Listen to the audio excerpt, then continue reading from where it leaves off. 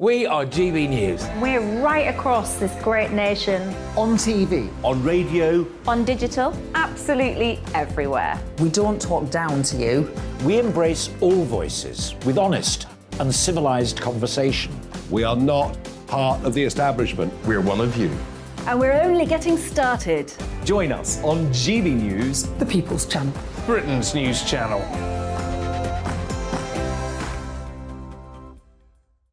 Hi there, it's Stephen and Anne. At breakfast from 6 a.m, you'll always be caught up with everything you need to know, the latest headlines, opinions and debates. We'll bring you the good news and the bad, but most of all, we're here for you. Remember, send in your views and let us know what you would like us to talk about. That's because we're your news channel. And every morning at 6 a.m, it's breakfast on GB News.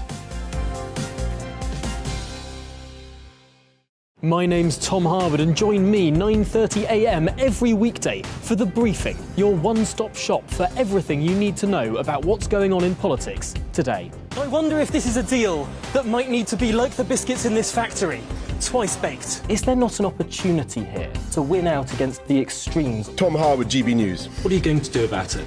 Things should have been done differently, and they certainly are being done differently. Don't miss it. The Briefing with me, Tom Harwood, 9:30 Monday to Friday on GB News. Where would you like to go? Just take me to the studio, please, mate. You know where you're going. I've got a show to do. Friday Night Feast on GB News, 7 p.m. And it's like nothing you've ever seen before. We take a different angle on the week's biggest news stories. The viewers and listeners set me some absolutely mad challenges to do. We tried to rehome a rescue dog. And yes, there's some other wacky stuff in there as well. I feel like I could take on the world. Well, that's that. Friday Night Feast with me, Patrick Christie's, every Friday, 7 till 9 p.m. on GB News. Be there.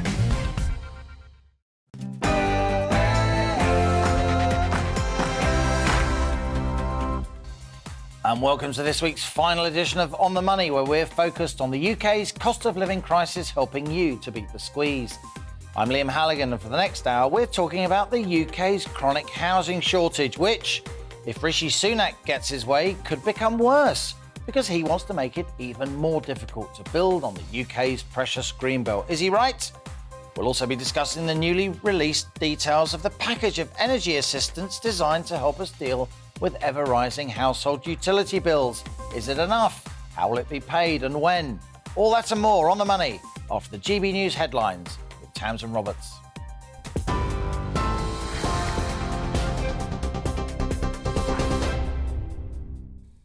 Liam, thank you. Good afternoon. It's 1 minute past 1. Here's the latest from the GB Newsroom.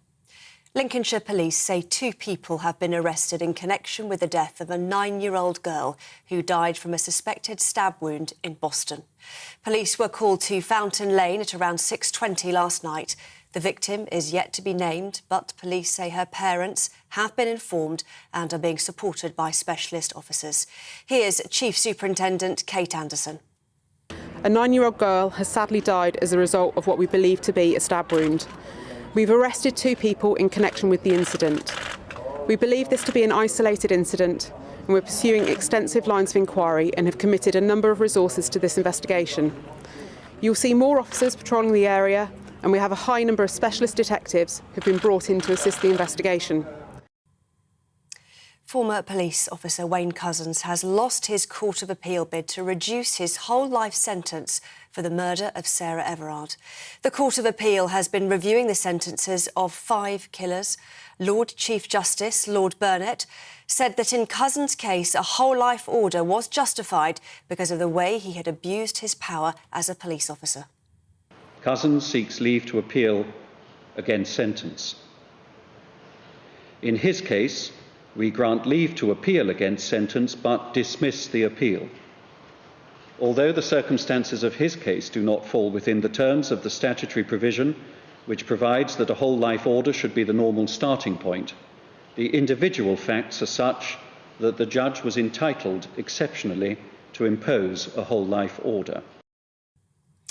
Colleen Rooney has won the so-called Agatha Christie libel case. She was sued by Rebecca Vardy over a claim she made on Instagram, accusing Mrs Vardy of leaking stories about her to media. The judge said it was highly likely that Rebecca Vardy's agent at the time was passing information to the Sun newspaper and that Mrs Vardy knew about it and condoned it. Colleen Rooney said she was pleased the ruling went in her favour. Mrs Vardy is now expected to foot most of the legal bill, estimated at £3 million. Liz Truss's campaign for number 10 has received the support of the Defence Secretary, Ben Wallace. It comes after the first official hustings in Leeds last night, in which Liz Truss and Rishi Sunak appeared before Conservative Party members. Speaking to GB News, Ben Wallace explained why he's backing the Foreign Secretary. What you see is what you get. I've sat next to her. She has experience. She was everything from the nation's bookkeeper. She was the Chief Secretary of the Treasury for nearly 2 years in the Treasury. She was, at DEFRA, that's the Farming and Environment Brief. She's been the International Trade Secretary and the Foreign Secretary. She's got a lot of experience. Whoever is going to be the next Prime Minister needs experience, and they need to cover both the threats abroad and the economy at home. She's the only candidate that can do both. In last night's hustings, Rishi Sunak acknowledged that he's trailing Liz Truss, but one of his supporters, Damien Hines, told GB News that people are persuaded to back the former Chancellor once they meet him. People I'm speaking to, I hear repeatedly that they see Rishi Sunak as the right candidate, the right character, to bring us through this, to deliver a bright future, a Conservative future, to win that historic fifth general election, but crucially, along the way, to get the economy back on track, to deal with the cost of living crisis we've got. And he's the candidate with the character, with the experience, with the determination and the vision to do that. Ukraine's president says the country is ready to start shipments of grain from the Black Sea, but is still waiting for the go-ahead. Volodymyr Zelensky has visited the Black Sea port of Chornomorsk, where ships are being loaded with grain. A UN-brokered deal for exports to resume was signed in Istanbul last week, but the UN says crucial details are still being worked out. Members of the Communications Workers Union are on strike in a dispute with BT and Openreach over pay. Across the country, 40,000 engineers and call centre workers have walked out in what the union says is the largest telecom strike since 1987. Another strike is planned for Monday in protest against a £1,500 pay rise. Southern Water has announced it's introducing a hosepipe ban. From next Friday, the 5th of August, people in Hampshire and the Isle of Wight will be forbidden from using hosepipes to water gardens or clean cars. This is GB News. We'll bring you more news as it happens. Now it's back to On the Money with Liam.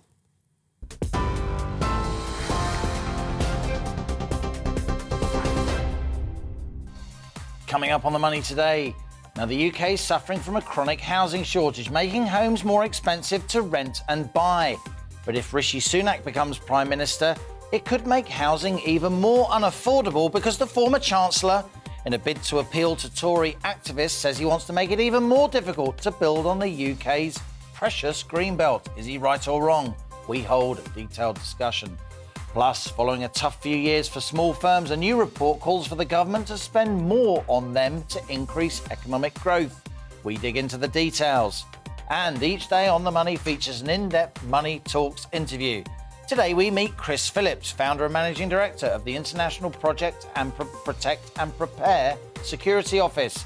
He's got 30 years in the police force. He's got a stint as head of UK National Counter-terrorism Security Office. He'll be telling us how he aims to make the UK a safer place. That's later in the show, so stay with us, because this is GB News. I'm Liam Halligan, and you're on The Money.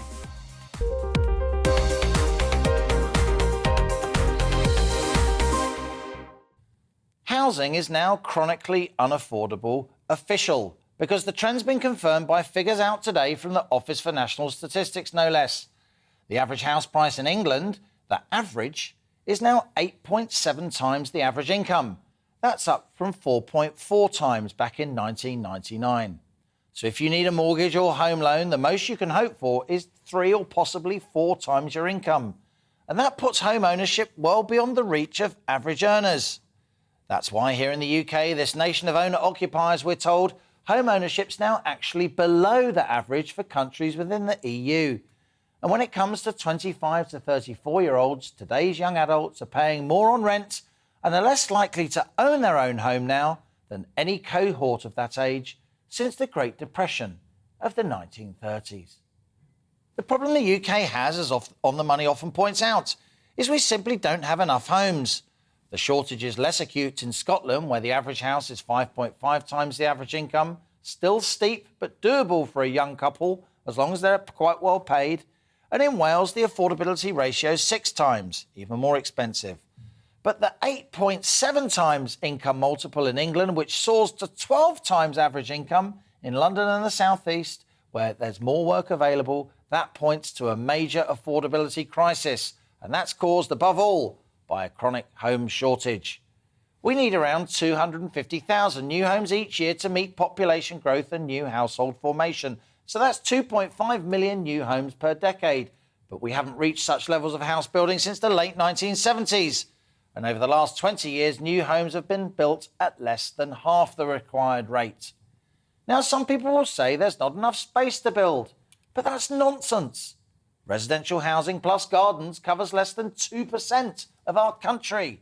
And I've got the numbers. And yet the Greenbelt, that sacred turf that surrounds London and many of our big cities, covers 13%, over 6 times more. Rishi Sunak's been trying to win over Tory members, the 160,000 Conservative activists who'll decide if he or Liz Truss becomes Prime Minister. In a bid to appeal to them and other older voters, many of whom are already homeowners, of course, they're all right. He's now said it should be even more difficult to build on Greenbelt land. But check this out. All these sites in London, Bradford, are on the Greenbelt, if we can see the pictures. No one could say that any of these are of aesthetic value or natural beauty. The vast majority of Greenbelt, in fact, is farmland, which is inaccessible to the public and often left fallow or urban scrub. Far too often, the Greenbelt's used as an excuse to stop development for no good reason in areas where people want and for work reasons need to live. We're concreting over the countryside, say many so-called not in my backyard or NIMBY opponents of new development. Really? The Greenbelt's now twice as big, covering twice as much acreage as it did in 1979. And meanwhile, the majority of a whole generation of young adults are locked out of home ownership, a trend now seriously impacting not just happiness, but family formation and fertility. And that's our On the Money question today. When it comes to housing, does Rishi need a Greenbelt rethink?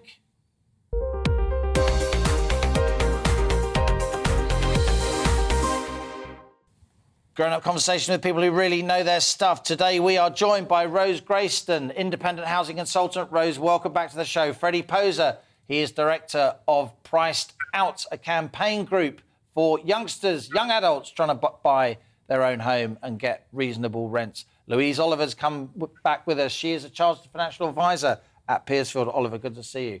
And our own Tom Harwood, political correspondent. Now, Tom, I want to start with you.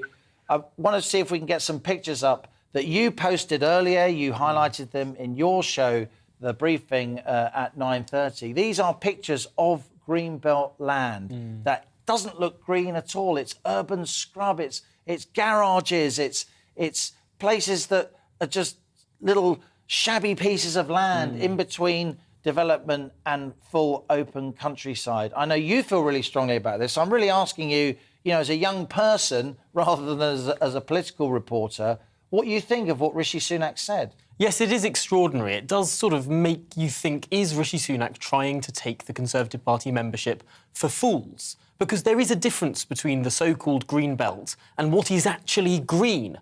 A not insignificant part of the green belt is actually concrete, is built on or is dumped upon. There's actually a car wash in North London that is technically part of the green belt. Lots of things that you wouldn't, of course, think of as green belt. When you hear the words green belt, you think rolling hills, you think Yorkshire Dales, you think areas of outstanding national beauty. But these aren't the green belt. The green belt is simply a designation of land around a dozen or so of what were deemed to be the most important cities in the country back in 1948. Now, for some reason, this includes Luton and some others that people might not think are the areas that are the most outstandingly beautiful in the country. But it is extraordinary that you get so many anomalies. Now, there's one that I highlighted on my show earlier today. There's this little patch of land, a triangle, cut off between a housing estate, a railway and a road, just outside York. Now, that's not somewhere that anyone would go to. It's abandoned right now, nothing in the... And yet... it couldn't be built on because it was designated as Greenbelt back in the 40s. Now, thankfully, the council managed to overturn that quirk. It's a very obvious piece of land that should have been built on.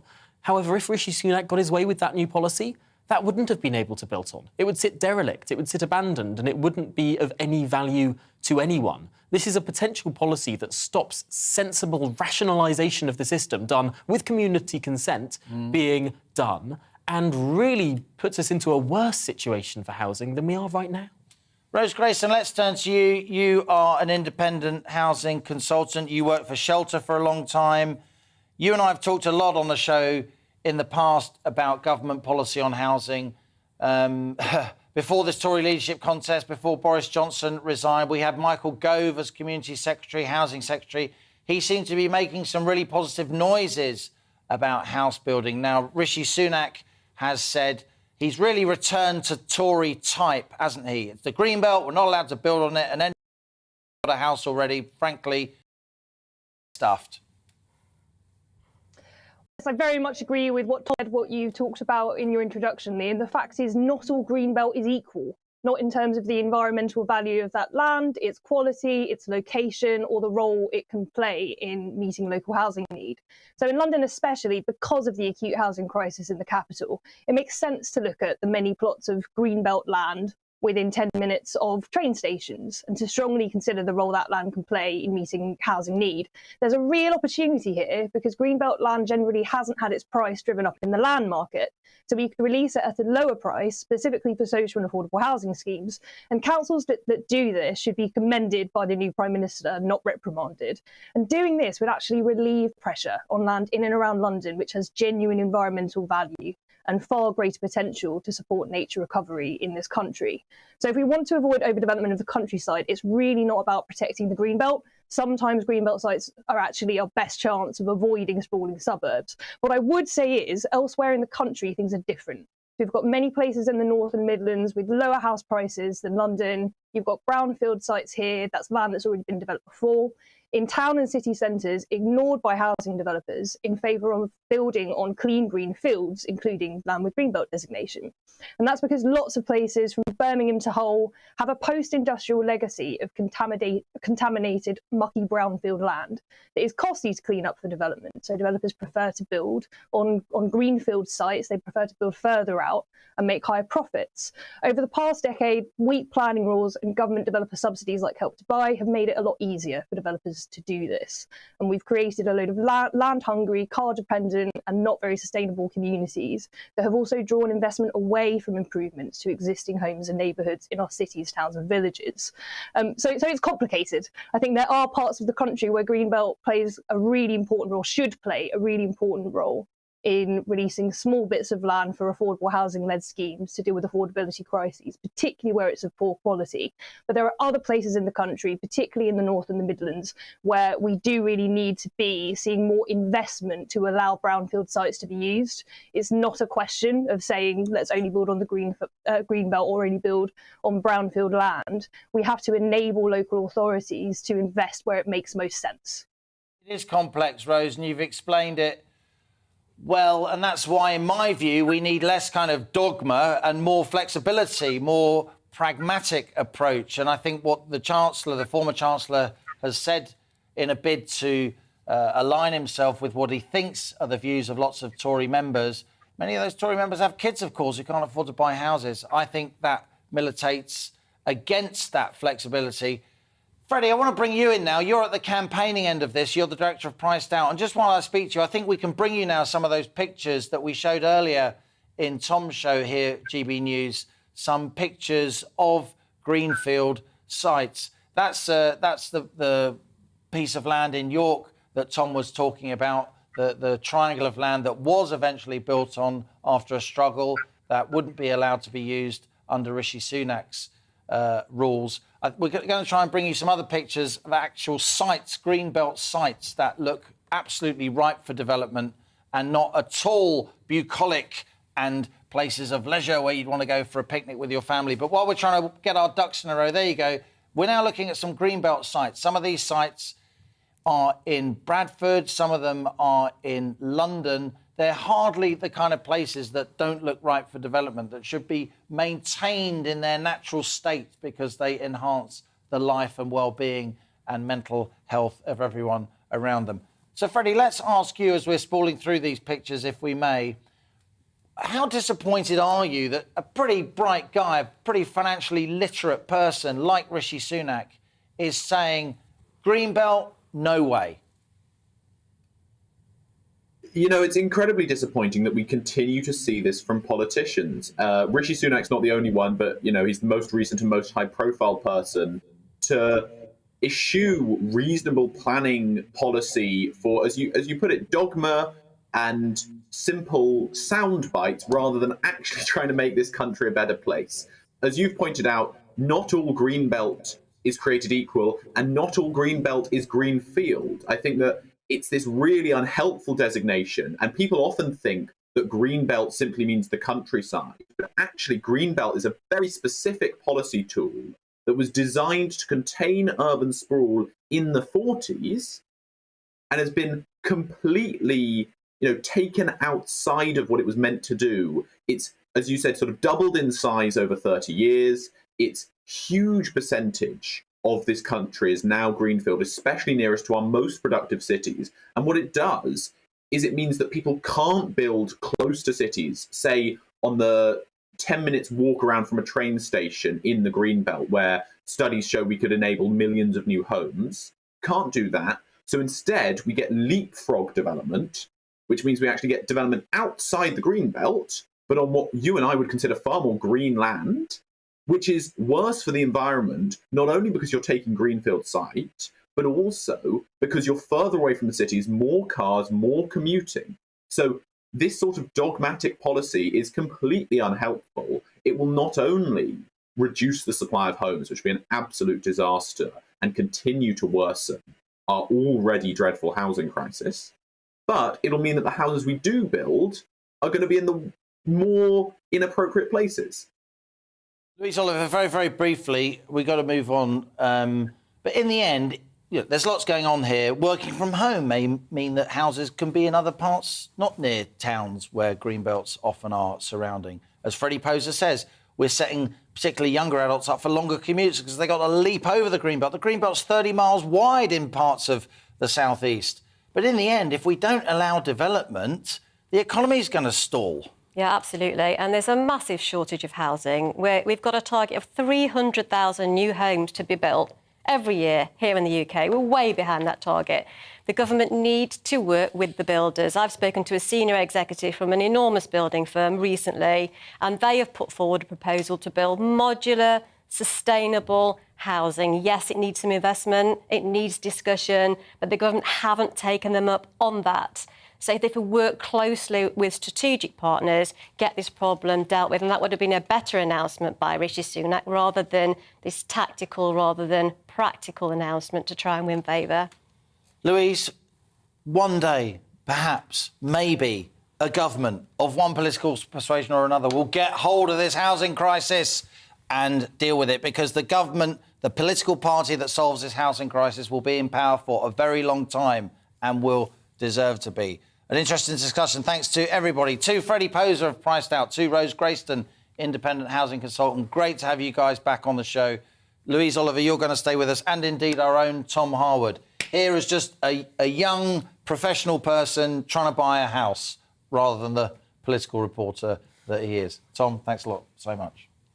This is On the Money with me, Liam Halligan. After the break, details of the £400 energy payment to households have been revealed this morning. But is it enough to help cash-strapped households? How will it be paid? And when? And who could miss out? Stay with us. You're On the Money.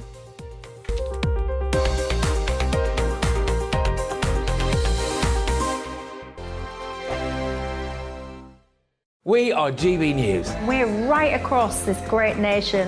On TV. On radio. On digital. Absolutely everywhere. We don't talk down to you. We embrace all voices with honest and civilised conversation. We are not part of the establishment. We're one of you. And we're only getting started. Join us on GB News, The People's Channel. Britain's news channel.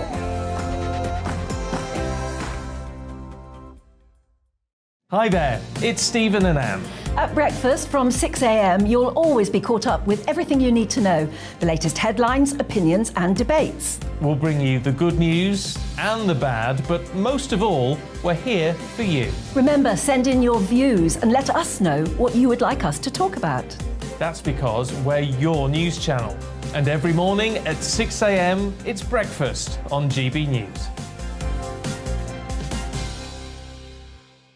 My name's Tom Harwood and join me 9:30 a.m. every weekday for The Briefing, your one-stop shop for everything you need to know about what's going on in politics today. I wonder if this is a deal that might need to be like the biscuits in this factory, twice baked. Is there not an opportunity here to win out against the extremes? Tom Harwood, GB News. What are you going to do about it?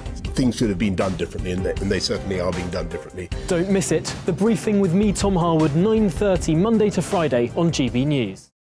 Where would you like to go? Just take me to the studio, please, mate. You know where you're going. I've got a show to do. Friday Night Feast on GB News, 7 p.m. And it's like nothing you've ever seen before. We take a different angle on the week's biggest news stories. The viewers and listeners set me some absolutely mad challenges to do. We tried to rehome a rescue dog. And yes, there's some other wacky stuff in there as well. I feel like I could take on the world. Well, that's that. Friday Night Feast with me, Patrick Christie's, every Friday, 7 till 9 p.m. on GB News. Be there.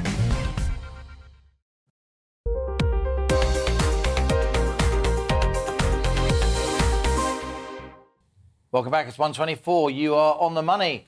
Now, the government's today unveiled how all households in England, Scotland and Wales will receive that £400 they previously announced to help with rising fuel bills this autumn.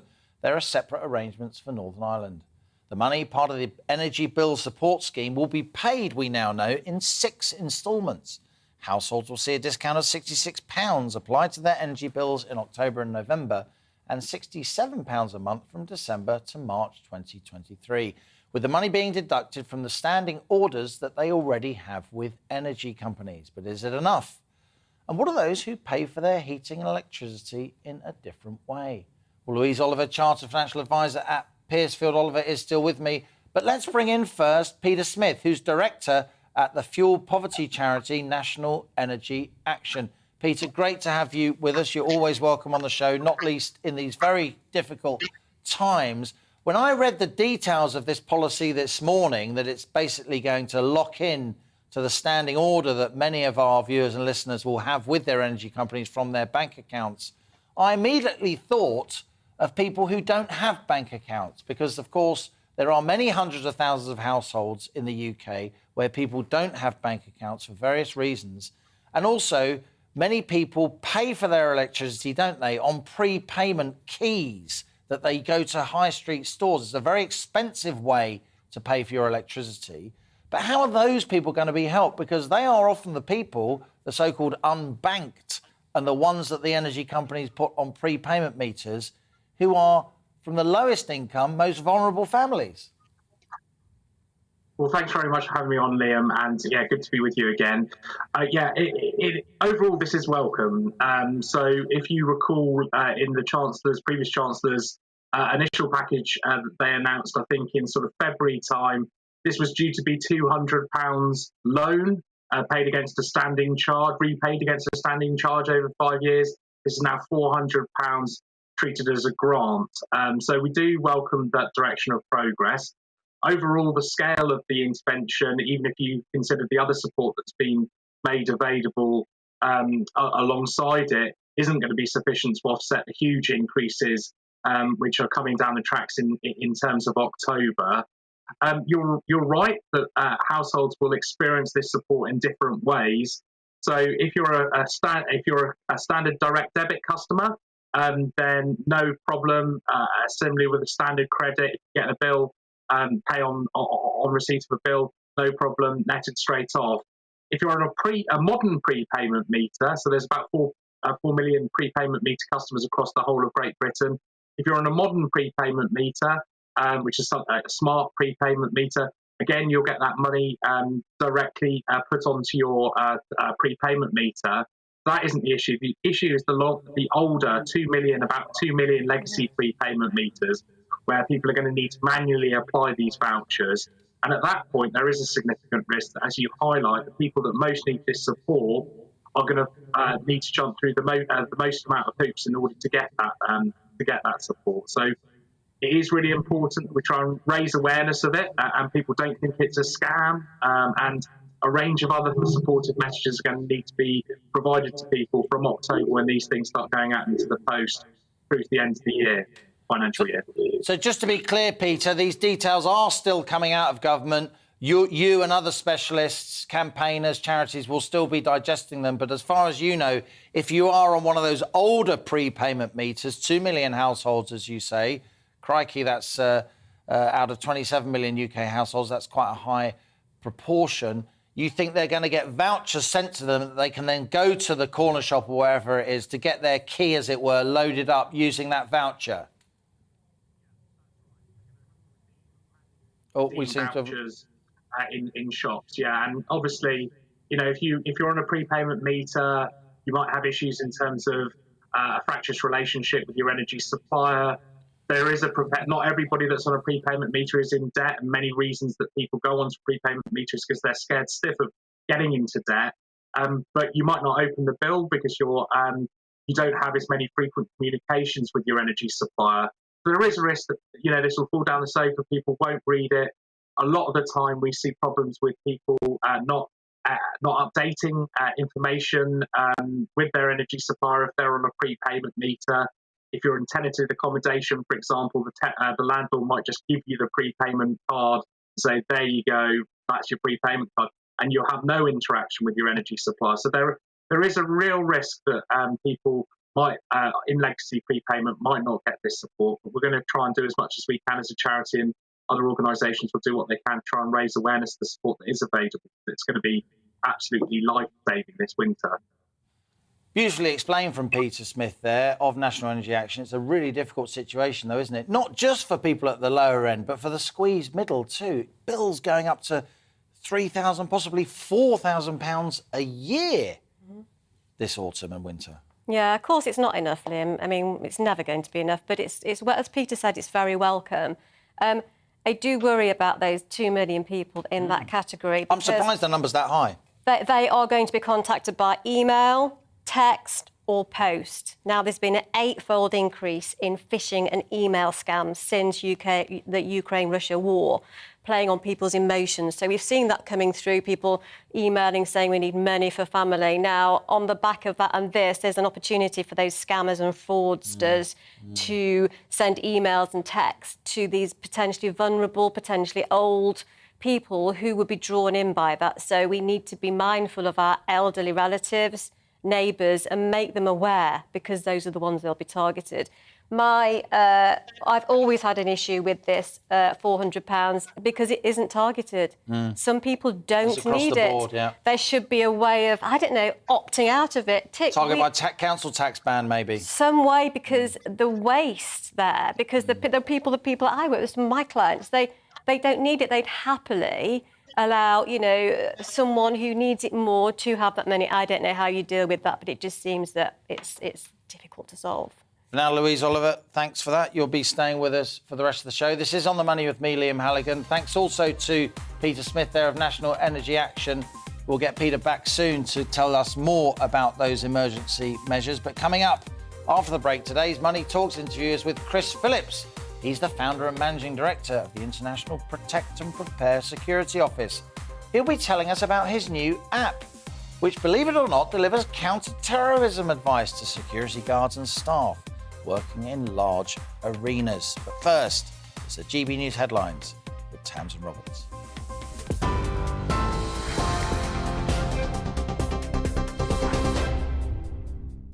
Liam, thank you. Good afternoon. It's 1:32. Here's the latest from the GB newsroom. Lincolnshire police say 2 people have been arrested in connection with the death of a 9-year-old girl who died from a suspected stab wound in Boston. Police were called to Fountain Lane at around 6:20 last night. The victim is yet to be named, but police say her parents have been informed and are being supported by specialist officers. Former police officer Wayne Couzens has lost his Court of Appeal bid to reduce his whole life sentence for the murder of Sarah Everard. His lawyers had argued that it was excessive, but the court ruled the sentencing judge was entitled to impose it because of the way Couzens had abused his power as a police officer. Colleen Rooney says she's pleased that the judge in the so-called Wagatha Christie libel case ruled in her favour. She was sued by Rebecca Vardy after accusing her of leaking stories to the media. Mrs Vardy is now expected to foot most of the legal bill, estimated at £3 million. Colleen Rooney says it should never have gone to court and that the money could have been better spent helping others. Liz Truss's campaign for number 10 has received the support of the Defence Secretary, Ben Wallace. It comes after the first official hustings in Leeds last night, in which Liz Truss and Rishi Sunak appeared before Conservative Party members. 40,000 BT and Openreach workers are on strike in a dispute over pay. The Communication Workers Union says it's the largest telecom strike since 1987. Another walkout is planned for Monday in protest against a £1,500 pay rise, which they say is not enough. Southern Water has announced it's introducing a hosepipe ban after one of the driest years for over a century. From next Friday, the 5th of August, people in Hampshire and the Isle of Wight will be forbidden from using hosepipes to water their gardens or clean their cars. TV, online and DAB+ radio, this is GB News.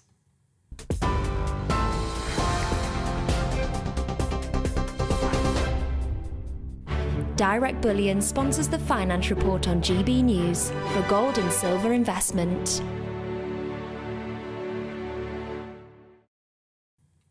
Here's a quick snapshot of today's markets. The pound will buy $1.215 and 1.190 euros. The price of gold currently stands at £1,446.97 per ounce.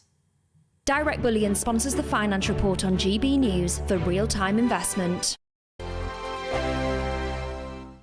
We are GB News. We're right across this great nation.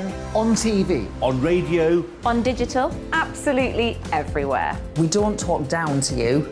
We embrace all voices with honest and civilised conversation. We are not part of the establishment. We're one of you. And we're only getting started. Join us on GB News, The People's Channel. Britain's news channel.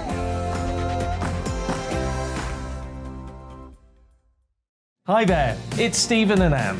At breakfast from 6 a.m, you'll always be caught up with everything you need to know, the latest headlines, opinions and debates. We'll bring you the good news and the bad, but most of all, we're here for you. Remember, send in your views and let us know what you would like us to talk about. That's because we're your news channel. And every morning at 6 a.m, it's breakfast on GB News. My name's Tom Harwood and join me 9:30 a.m. every weekday for The Briefing, your one-stop shop for everything you need to know about what's going on in politics today. I wonder if this is a deal that might need to be like the biscuits in this factory, twice baked. Is there not an opportunity here to win out against the extremes? Tom Harwood, GB News. What are you going to do about it? Things should have been done differently, and they certainly are being done differently. Don't miss it. The Briefing with me, Tom Harwood, 9:30 Monday to Friday on GB News. Where would you like to go? Just take me to the studio, please, mate. You know where you're going. I've got a show to do. Friday Night Feast on GB News, 7 p.m. And it's like nothing you've ever seen before. We take a different angle on the week's biggest news stories. The viewers and listeners set me some absolutely mad challenges to do. We tried to rehome a rescue dog. And yes, there's some other wacky stuff in there as well. I feel like I could take on the world. Well, that's that. Friday Night Feast with me, Patrick Christie's, every Friday, 7 till 9 p.m. on GB News. Be there.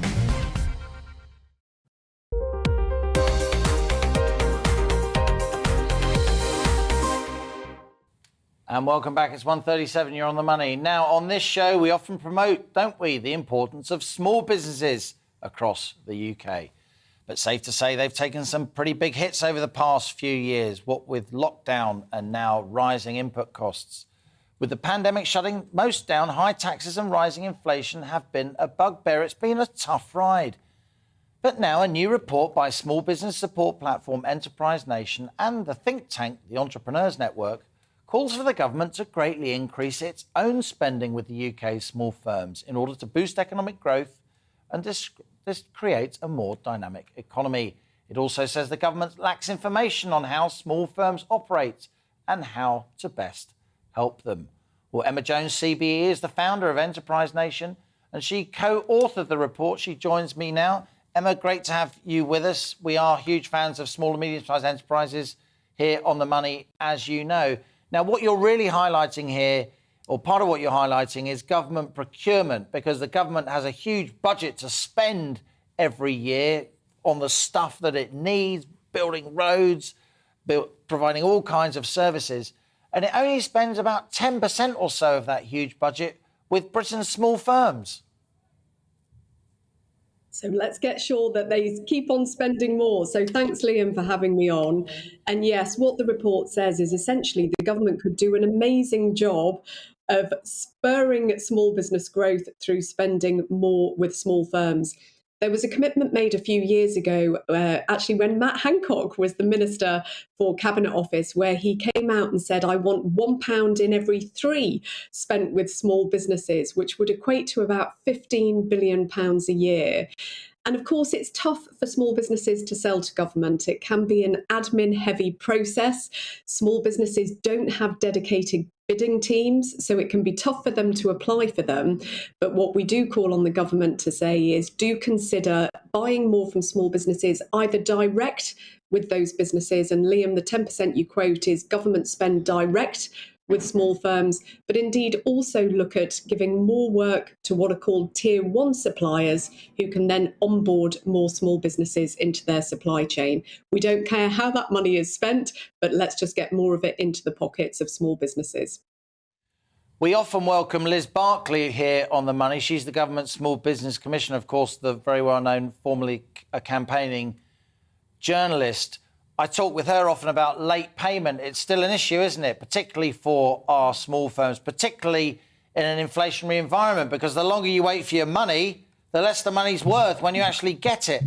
What's your perspective here? How can we stamp out late payment so it's not used by big firms and indeed the government sometimes to give small firms a hard time? It's tough, Liam, and you'll have heard this said by Liz many times, is that small businesses are getting paid later, and all the statistics point to that on average it's taking 3 months for bigger businesses to kind of pay their bills, and that's a long time when you're a small company reliant on cash flow. The difficulty is small businesses don't like to, and there's no other way I can say this, but they don't like to dob in their clients who are paying late. So the struggle always with the Commissioner's Office is how do you first of all encourage a small business owner to alert the Commissioner's Office to the fact that late payment is an issue. So advice that we give from Enterprise Nation is almost try and get the basics right as a small business. So make sure, and I know it sounds very basic, make sure all the details you need are on invoices. Make sure that 30 days on from an invoice going in that you're contacting the client to say, when will I get paid? One of the other things that we see that's a bit of an issue at the moment is it's almost not the time it's taking from invoice going in to getting paid. It's the time to actually be onboarded as a supplier. And Liam, just back to government buying from small businesses, one of the things that government said in a bill that went through Parliament a couple of months ago is they do want to build a platform where a small business owner signs up once, and essentially it makes it easier for government to give contracts to a business that has onboarded into the government supply chain. We'd like to see the same thing replicated for bigger businesses, so it takes out the admin for a small business owner to onboard as a supplier, and it hastens up that payment process. It would certainly be a good idea, wouldn't it, Louise, if we could give smaller firms a bigger share of the sort of government pie. And also a thought struck me, listening to Emma there, big businesses, they're very keen to signal their virtue about the diversity of their workforce, their environmental credentials, and, you know, fair play to them. That's a legitimate thing to do. I think big firms should be saying, yeah, we pay our suppliers within 30 days. Yeah, they should be. Sometimes as a small business, you feel, you know, that they're saying it's a privilege to work with the big businesses. Sometimes that's the attitude that you get. You've got a contract with us, so you wait to be paid. What I understand about working with local government or national government even, you have to submit a tender. Now, that's a big project. There's a lot involved with that, and your business has to look a certain way in order to gain those projects. So, therefore, it will put small firms off, potentially, in actually even going for those tenders. So the red tape needs to go. One of the things that they can do now to help small firms is do a U-turn on the corporation tax increase, because I've had a look at this. Going from 19 to 25 next year. It comes in at 50,000 profit. Liam, that's potentially a small firm. Yeah. It's a small firm, and it's phased between... One of those struggling fish and chip shops paying corporation tax. Yeah, Crazy. there is marginal relief. I'm trying to understand how businesses actually obtain this marginal relief between 50,000 and 250 profit. It's really complicated. It's opaque. Most won't get it. So a 6% increase in tax, that's going to stifle growth. That's for a lot of small firms, that is their margin, wiped out right there. Yeah. And if they haven't got a margin, they don't exist. And then they can't employ the staff. Of Pearsfield Oliver Financial Advisors. Even financial advisors struggling with these tax laws. Great to have you with us. And indeed, Emma Jones of Enterprise Nation. An interesting report. All the best, and thanks a lot for appearing here on The Money. Now, the electric car series Formula E is returning to London this weekend. 22 drivers will battle it out for victory. And GB News got exclusive broadcast access to the track as they were setting up at the Excel Centre in East London. With the capital's drive to lower carbon emissions, what role does Formula One play in making London greener? Alice Porter went to find out. Down into turn 10. London's historic Dockland is being transformed into the world's first indoor and outdoor racetrack, with all cars powered by electricity. We got a sneak peek behind the scenes from Charlie Harbord in Formula E. It's a real logistical challenge, bringing all these different parts together and making sure everything's at the right place at the right time. We've been working at this site for nearly about 2 weeks. We've got over 2 miles worth of track, which needs to have their safety barriers either side.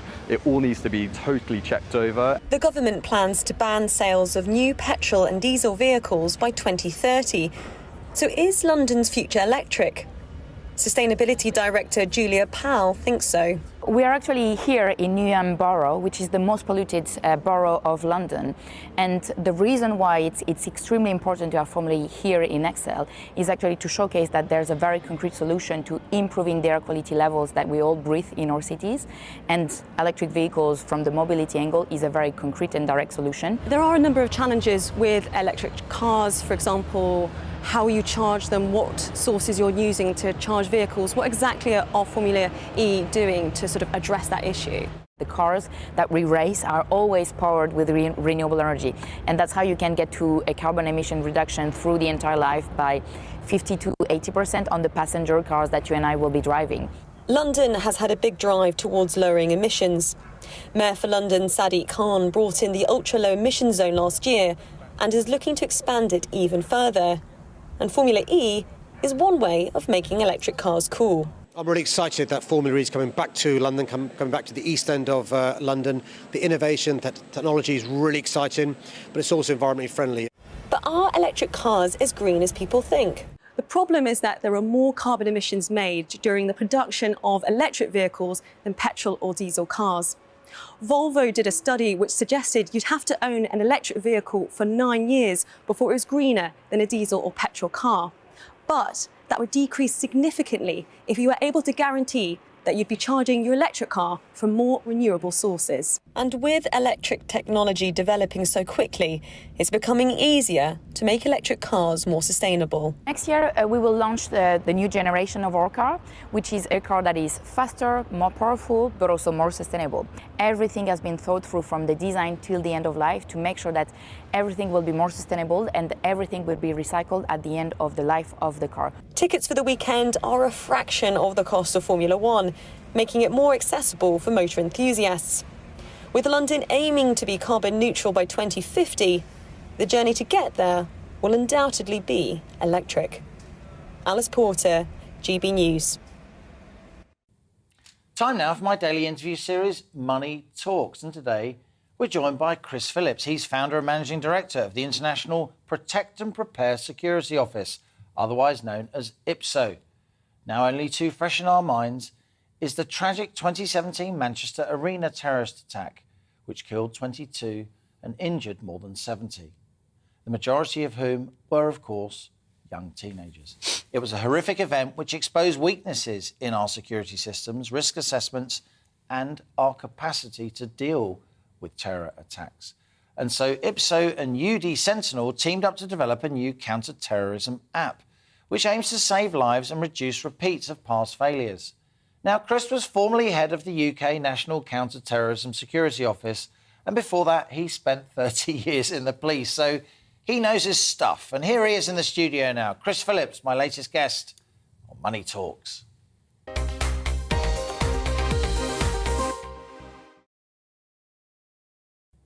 Chris, great to have you with us in the studio. Nice to see you. I'm feeling safer already in your presence.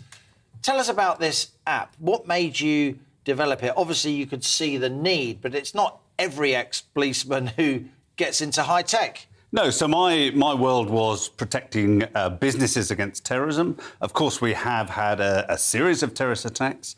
And what we find each time is there's a degree of complacency in the workplace as to this will never happen to us. So the idea of the app was to help businesses understand what they could do and how they could actually help their staff understand what to do in the event of a terrorist attack. So how does it actually work? Is it for everybody? Do we have to pay for it? Can we download it from the App Store if we've got a smartphone? Can we get it on our computers? Yeah, no, it's all completely free, and that's the key part of this, I think. And it's not just for the UK; it's worldwide. Actually, Right. You can use it anywhere across the world. It just gives you sensible advice on, if this thing happens, what do I need to do in the first 5 minutes? It's available at the moment on the App Store, and it will be available on all the other formats in due course. But the idea of this is to just give people the idea of what they can do in those first few minutes. But this is a business that you're doing, right? Tell us what is the business model here? How does it make money in order to ensure that the service you're providing is sustainable and is with us for a while? Well, I come from a policing background. I'm not used to trying to make money. Yeah. I've worked with YouView Sentinel. They're a great app company. They are actually doing crisis works as well. So you can go on if you want to go into the gold stage of this and actually have some communication methods within organisations. But listen, the law's changing and it's going through the Home Office at the moment. Small businesses, medium businesses and events and all others are going to have to do some work around protecting their business from counter-terrorism, from terrorist attacks. And what this does is give them a bit of a leg up, an early start into what they should be doing.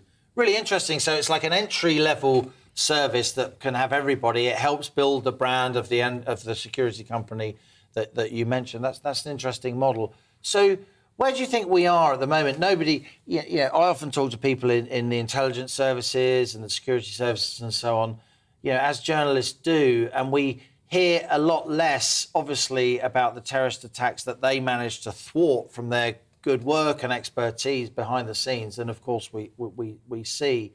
But to what extent do you think the terrorist threat is still with us here in the UK? What would you say to people, without wishing to alarm them on a Friday lunchtime, that just makes sure we don't become too complacent? And this is the key. The word is complacency. Listen, the police, security services are stopping offences on a regular, consistent basis. But what we do know is one of those at some stage is going to get through. It is it's a difficult thing to say, listen, that terrorism in this country is real. It is real right across the West.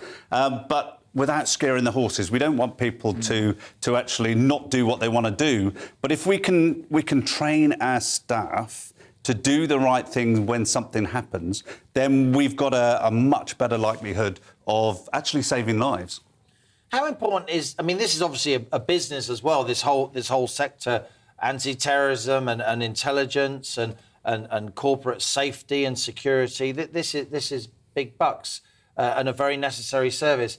Where does the UK stand internationally in these kind of services, in this sort of sub-industry, if you like? Obviously, we've got a massively respected military. Our police force is a standard bearer for other police forces around the world. It's often used as a model. Obviously, our intelligence agencies are world-class too. Does that mean that when it comes to the commercial aspect of these kind of activities, that we're a world leader as well. Yeah, very much so, and along certain avenues. So, as an example, hostile vehicle mitigation, measures to stop vehicles from crashing into people.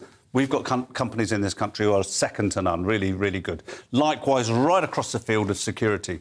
But what we have to do as well is to make sure the SMEs in particular aren't complacent. So, you know, we're talking about pubs, hotels, shopping centres, those kind of businesses need to remember that there is still a very real threat of terrorism. It's substantial. That means a terrorist attack could happen at any time, and it will happen. And the best thing that they can do is go through the what-ifs, understand what they should do in the event of something bad happening, and make sure their staff understand how they can do that. And this app gives them that opportunity to do that. And what it does as well, actually, is it lets them test their knowledge, because we know if you go through a training regime, you'll remember on that day, you'll remember a little bit the next day, but actually, as time goes on, you forget. Isn't it? Yeah.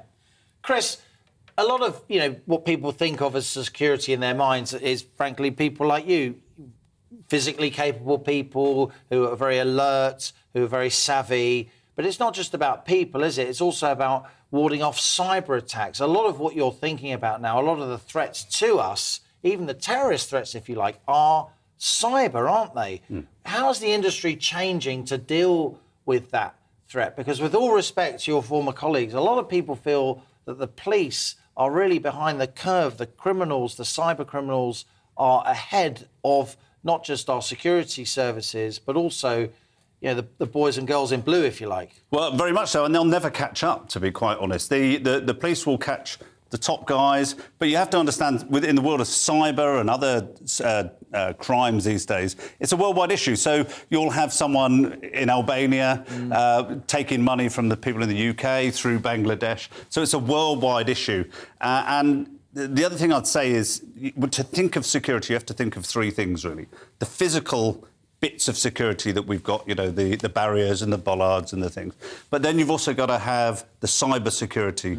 But on top of that, you also need to have personnel security, which means your people aren't a threat to you. And I think if you can get all those three things together, working together, then you've got a good, you know, you've got a good security product. But the key thing here as well is crisis response and management, and making sure the pub owners, the restaurant owners, know what to do if something bad happens, and making sure that their staff, the front-facing staff, know what to do. And that's why this app, I think, is quite useful, because it will allow them to, OK, what do I do if I find a suspicious bag? Push a button and I've got the answers in front of me. Really interesting. Chris Phillips, you're Managing Director of IPSO, IPPSO. Is that the name of the app as well? No, the app is actually through YouView Sentinel, and it's called the Protect Duty app. The Protect Duty is the legislation that's likely to be coming in soon, but I recommend if just go and have a look at it and see if it suits you. Chris Phillips, great to hear from you. Thanks for being my latest guest. You're very welcome. On Money Talks. That's all we've got time for today. Chris Phillips there with some interesting stuff on terrorist threats, both physical and cyber.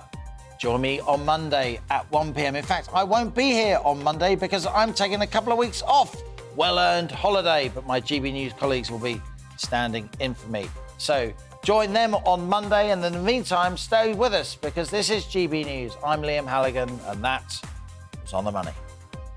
Hello and welcome to your forecast. Well, we've got a lot of warm weather over the next few days, some sunshine around through the course of today, but also the risk of a few showers. But as I say, it'll be pretty warm out there. Now, we've got high pressure centred to the Azores and also over Scandinavia. The UK being in between. Not many isobars means those winds are light, and that adds to that warm and humid feel that we'll be seeing over the next couple of days. Now, through the rest of Friday morning into the early afternoon, we've got some heavier rain affecting northern parts of England, but this will tend to break up into showers and they'll stretch up across many northern parts of England and also eastern Scotland. 1 or 2 showers for North Wales, but elsewhere, plenty of sunshine, the best of this towards the south, and with very light winds and strong sunshine, we'll see highs of 25, perhaps to 28 degrees Celsius.